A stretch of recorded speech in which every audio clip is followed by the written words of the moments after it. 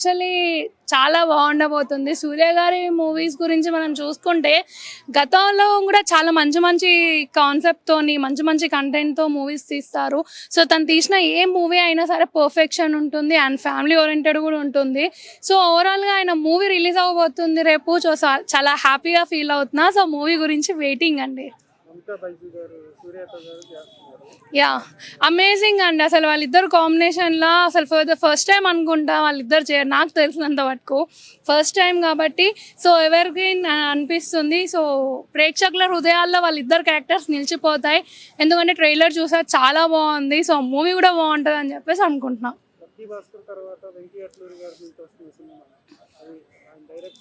Lucky Bhaskar గురించి మనం మాట్లాడుకోని అవసరం లేదు. ఎందుకంటే అందరికీ తెలుసు ఆ మూవీ ఎంత హిట్ కొట్టింది. అసలు ఆ మైండ్ సెట్తో అసలు చాలా బాగుంటుంది మూవీ అది.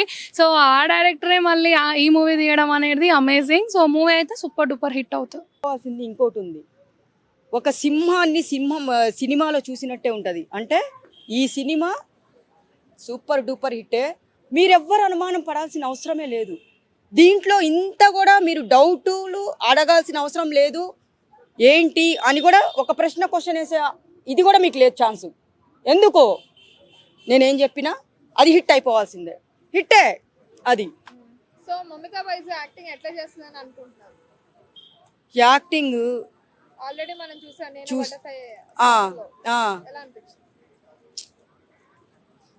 ఎంత బాగుంది, చూస్తుంటే చూడాలి అనిపించేలాగా ఉంది ఆమె హీరోయిన్.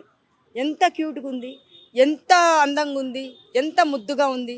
అలాంటిది సూర్య పక్కన చేసిందంటే ఎవరికైనా అదృష్టం. ఇదిగో వెన్ను తట్టి తలుపు తట్టి రావాలి, అలా వస్తేనే ఎవరైనా సరే ఆ హీరో పక్కన హీరోయిన్గా చేసే ఛాన్స్ దొరుకుతుంది. ఈ సినిమా పరంగా చూస్తే అమ్మ నేను ఒక్కడే చెప్తానమ్మా, బ్లాక్ బాస్టర్ హిట్టేనమ్మా. ఇంకా మీరెవ్వరు అనుమానించద్దు, దీంట్లో అనుమానాలు అస్సలు పెట్టుకోవద్దండి. ఎంత అసలు ట్రైలర్ చూస్తుంటే ఎంత బాగా అనిపించింది. ఇంకోటి ఏంటంటే రాధిక గారు, దీంట్లో రాధిక గారు యాక్టింగ్ చేశారు తెలుసా. నాకు బాగా ఇష్టం రాధిక అంటే. అలాంటిది సూర్యకి రాధికకి భలే సెట్ అయింది. తల్లి కొడుకు కదా, తల్లి కొడుకులేనా. ఇంకా మీరు ఈ సినిమా గురించి మర్చిపోండి. మీరు హాయిగా తిని మంచిగా హ్యాపీగా నిద్రపోవాలంటే బ్లాక్ బాస్టర్ హిట్టే అని చెప్పేసి ఆలోచించుకొని నిద్రపోండి. రేపే రిలీజ్ అది, నేను చెప్పాను ఇక్కడ. తర్వాత మీరెవరు తిట్టకండి, ఆల్రెడీ హిట్టే అని చెప్పాను. ట్రైలర్ చూస్తేనే హిట్ అనిపించిందంటే ఇంకా సినిమా చూస్తే బంపర్ హిట్ అని చెప్తున్నా. సో మెయిన్ గా సూర్య లుక్స్ ఎట్లా అనిపిస్తాయి అంటే ఇప్పుడు స్టార్టింగ్ మూవీస్ చూసుకున్నట్టయితే ఎలా ఉన్నారు, అంతకంటే కూడా యంగ్ గా అనిపిస్తున్నారు. సో దాని నుంచి ఏం చెప్తారు? చెప్పాను కదా, సింహం ఎప్పుడు సింహమే, సింహం ఎప్పుడు సింహమే. వేరే జంతువులాగా మనం చూడాల్సిన అవసరం లేదు. దాంట్లో సింగం సినిమాలో కంటే ఈ సినిమాలో ఎంత అందంగా ఉన్నాడు తెలుసా సూర్య. మామూలు అందంగా లేడమ్మా, అంత అందంగా ఉన్నాడు. ఇక్కడ అడుగుతుంది, అక్కడ ఏమో గుసగుసలు మాట్లాడతారు. మరి సింగం సినిమాలో అంటే ఇంకా క్యూట్గా ఉన్నాడు. అంటే ఎంత యంగ్గా కనిపిస్తున్నాడు అంటే ఆ అందానికే సినిమా హిట్ అయిపోతుంది. ఆ యాక్టింగ్కే చూస్తున్నావు కదా, ఆయన డైలాగులు కానీ పవర్ఫుల్ డైలాగులు కానీ, అబ్బా ఇప్పటికీ నేను ఆ సింగం సినిమా చూస్తూనే ఉంటాను. నా ప్రాణం పోయినంత వరకు ఆ సినిమా చూస్తూనే ఉంటాను. తర్వాత ఈ సినిమా రిలీజ్ ఉంది కాబట్టి ఈ సినిమా ఆ సినిమా కలిసి మళ్ళీ నా ప్రాణం పోయినంత వరకు నేను చూస్తుంటాను.